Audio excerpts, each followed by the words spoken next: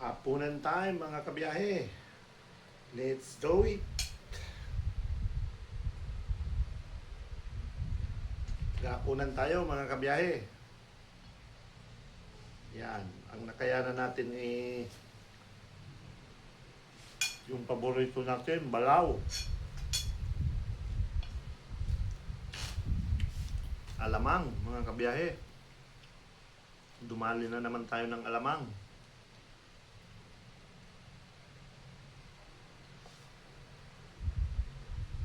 Alam na, low budget.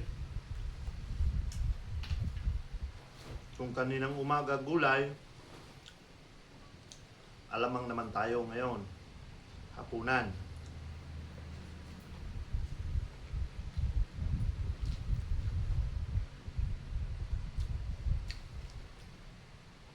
Ayos mga kabiyahe, umaagaw yung pino siya. Pinong balaw. Nag-aagaw yung tamis at alat.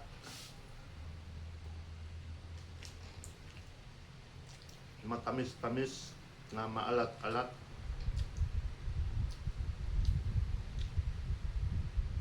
Gawa na naman ito mga kabiyahe ng Juan, ng Batanggenyo. Ganito ang gawa ng Batanggenyo mga kabiyahe.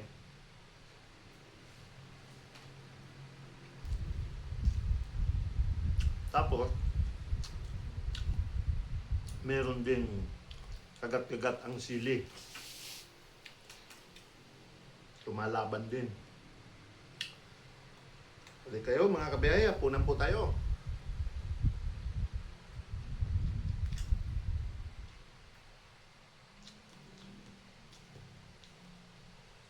Ayos na ayos.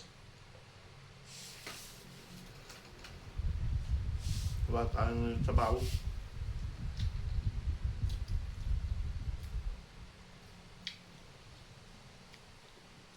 Pag mga ganito mga kabiyahe, takaw kanin ito.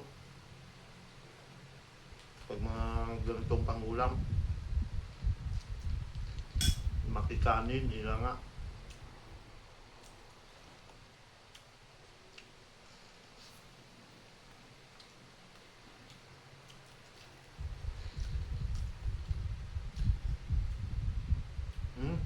Talagang solve.